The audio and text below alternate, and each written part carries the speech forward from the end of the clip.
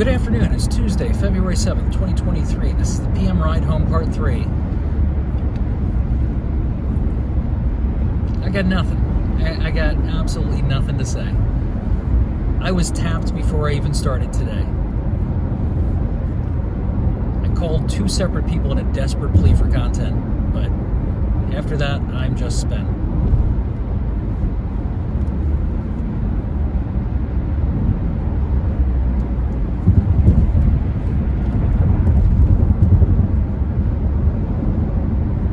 I'm actually very thirsty. Can I get to my bag?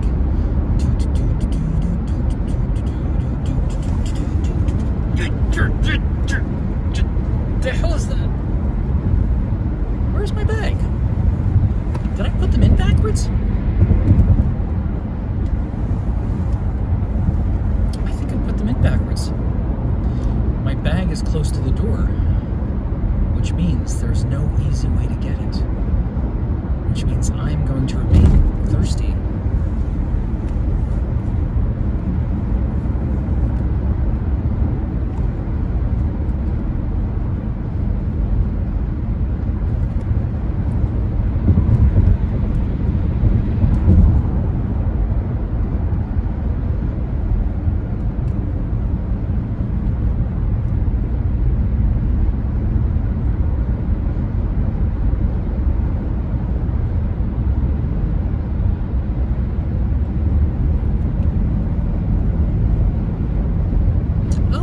My opportunity. I'm missing it now. Son of a diddly. You'd think by now I'd know where I am when I get to certain places. It's probably best that I not stop for fast food when I just recently went shopping and I have so much stuff at home. Sometimes you just don't feel like cooking.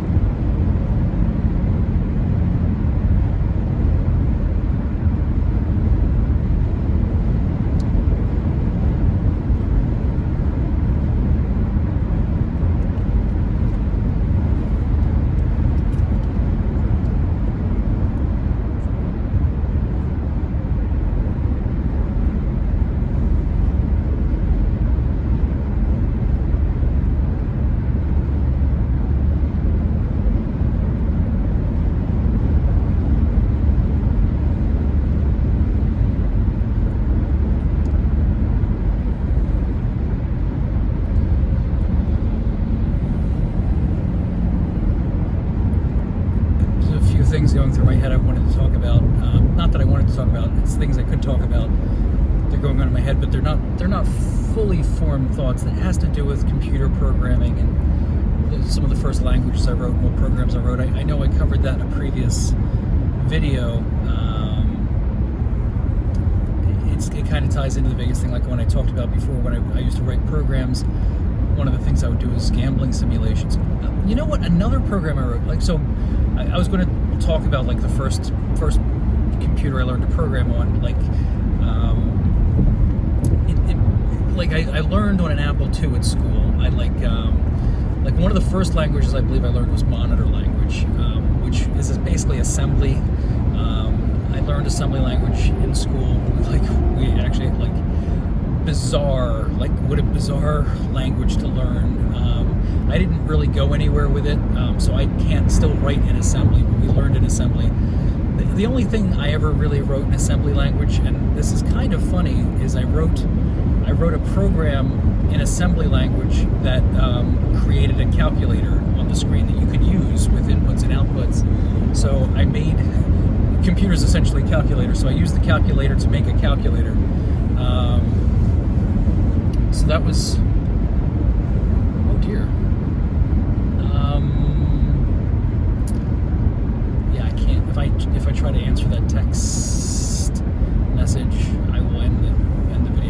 So yeah, I learned monitor language, but one of the programs I wrote, and I don't think I talked about this one before. So back when I played, when I was first introduced, like a little while after I was introduced to D&D,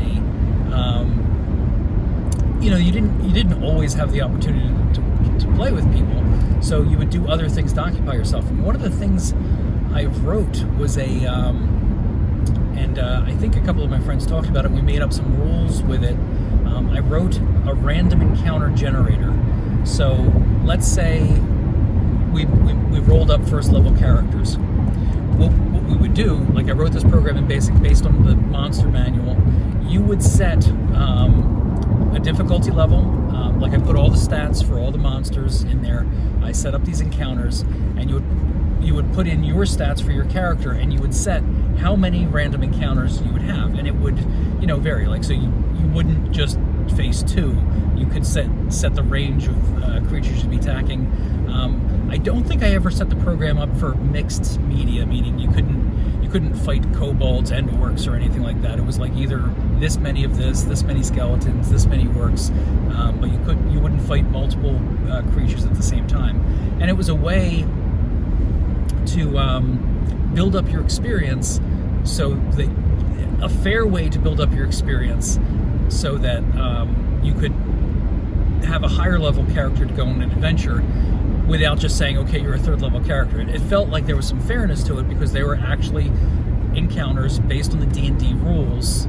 So you could run 1 encounter, or you could run 50 encounters and set the difficulty level and stuff like that. But the rules we set were, like, if you die in one of these 50 encounters, then you've got to start over. You got to tear up your character sheet and go again. Like, self-imposed rules. Like, we're the same people that put shopping carts away. So we've got these weird internal, like, yeah, well, I died, I got to tear it up and start over. Like, that's just the way we were. But I wrote that. And another thing I wrote, this was all in Apple IIc, I believe. The random encounter might have been on an Apple II Plus. I'm not sure. But on the Apple IIc, I also wrote a random map generator, and it would generate a labyrinth. I wrote the code. It was a grid, like it wasn't like really fancy, like caverns going in all directions. It was based on a simple grid pattern, but it was an actual set of labyrinths. Like I built into the algorithm that it would go this way. There would be one entrance, one exit. There would be, we could go off into cul-de-sacs and things like that. I'm not using the proper term, but you understand what I mean. But I wrote that in AppleSoft Basic. But I did learn other languages, Turtle Graphics, Pascal. I taught myself a little bit of C++ years back. I told you the story of how I really, broader bun C++, whoever that company is, I hate them forever because I bought it at the store new, and I started teaching myself right away. And it turned out it wasn't compatible with the latest version of Windows, and I couldn't get my money back. And back then, buying, and I'm sure it's still expensive now, but it cost me over $600 to buy the programming language, the books, the discs, and everything like that. And I couldn't get my programs to work. And I remember, like, I'm kind of stubborn. Like, I want to find out what my mistake is. I don't want to just use, I write the program, then I copy it character for character out of the book. Then I finally give up and I pull out the disk. I try to run the program, then compile it and run it, and it doesn't work. And I'm like, what the hell is going on here? And that's when I found out that the C++ that I was using was no longer compatible with Windows. I called the company to complain and asked if I could get a new one. And I think the newer version cost even more. And I'm like, I just spent $600 on your stupid, useless piece of crap here, and you're telling me you can't do anything for me? And their answer was yes. Rat bastards.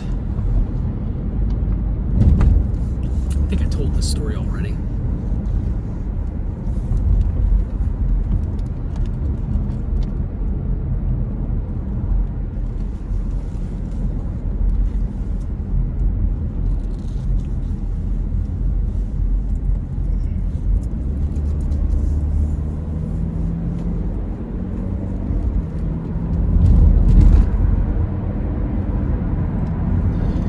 But it's like I always say, life just like brain surgery. I don't know how to do brain surgery.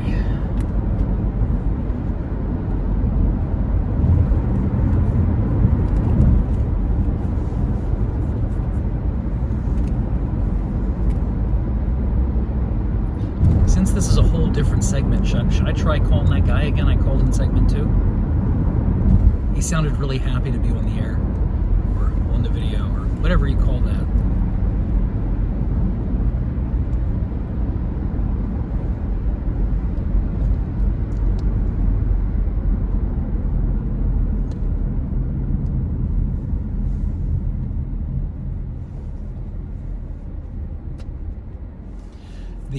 That fella from the second segment, I was driving around with him one day. He had a friend, maybe we had a friend, I don't remember. I'm pretty sure it was him. I didn't really have a lot of friends.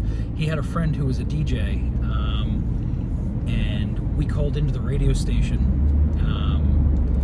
He called into the radio station. I think he may have requested a song. He did request a song. I don't remember what the song was, but pardon me, oh no! What in the world? Why would you let kids off at the train tracks? I have no idea what's going on there. A bus is crossing the train tracks as it was crossing the train tracks. It opened its doors. Bus 26.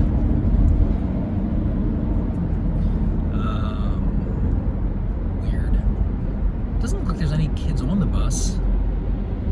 Owen J. Roberts. Isn't that weird? Weird. So where was I? What was I on about? Oh, so he calls in, he requests a song, and then the DJ later on, not much longer, he's like, and this one goes out to that fella's name and the gang. So for the rest of eternity, I was known as the gang sometimes, because it was just me and him. And if he sent it out to him and the gang, I'm the gang. I gotta hang out with somebody named Cool.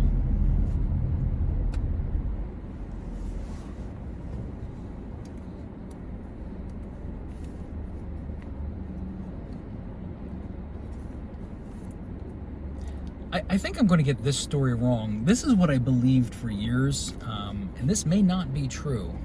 I thought it was, but it doesn't really make any sense in this direction. So I once got a cat. When I was a kid, they gave me a cat, and we got a cat, but they kind of gave it to me like a birthday gift or something. And it was, I wanted to name it Alice, and for some reason we ended up naming it Me and My.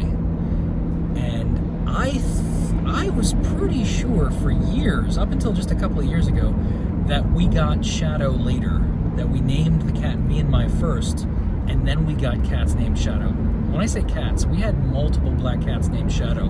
We went through them like chiclets. They did not last long. There was something weird about us owning black cats back then. They just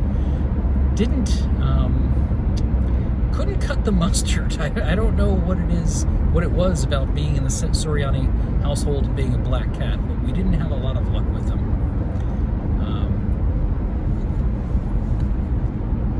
We're like the black cat's black cat.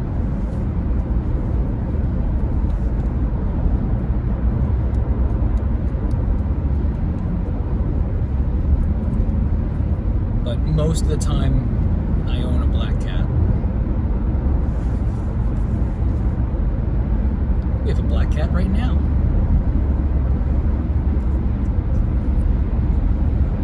Actually, I have 4 cats. Did I mention that I'm allergic to cats? I'm tearing up just thinking about it.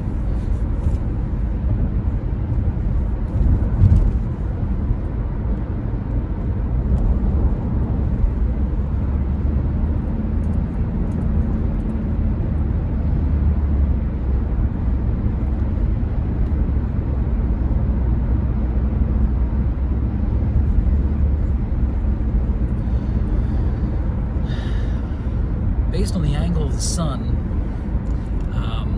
I don't think we're going to make the 22-minute mark on this part 3. I don't think going to make the 22-minute mark at all.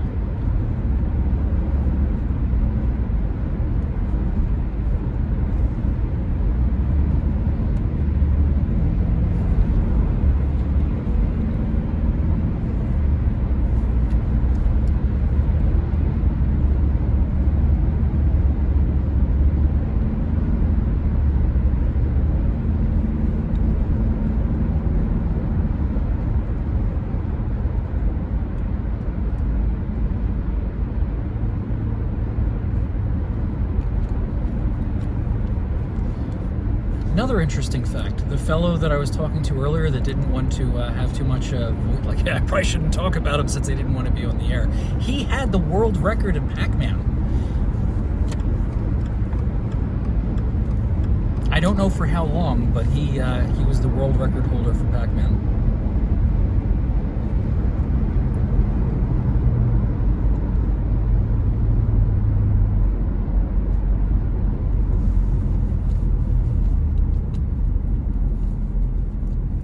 Again and try to do one of those interview things where they keep hanging up on you, like, tell us about Pac-Man, tell us about your world record.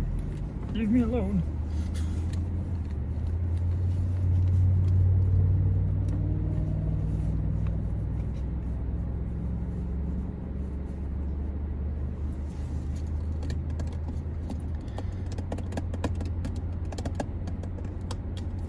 Have any of you out there tried the Dunkin' Donuts Midnight Black dark roast brew? If you have, and only if you drink it black without sugar or cream, let me know what you think of it. So far, I don't dislike it. But it seems to be inconsistent. It doesn't seem to taste the same every day, and someone at work explained to me why. I talk about this in the morning, so I won't go too much into it. But I'd like somebody else's opinion on it. As I said, on Thursday on my way to work, I'm going to be trying the regular brew, just because I've been doing the other one for 4 days. I'm starting to forget what the other one tastes like. I just want to do a comparison.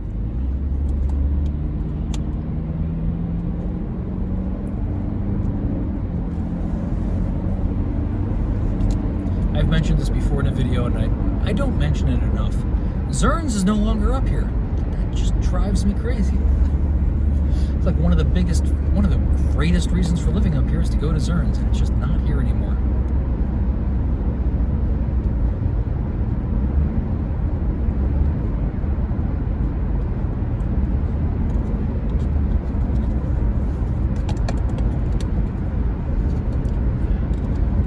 All right. So I probably could squeeze this out to 22, but I'm going to be taking you down some weird roads. I don't know if I want you guys looking out the window.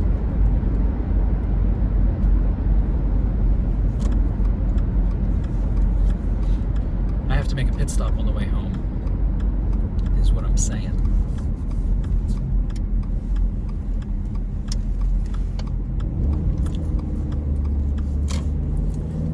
And look, there's the McDonald's where I don't get coffee anymore because I'm embarrassed. It's like we've done a whole loop. All right, that's a great place to end it too. So have a wonderful day.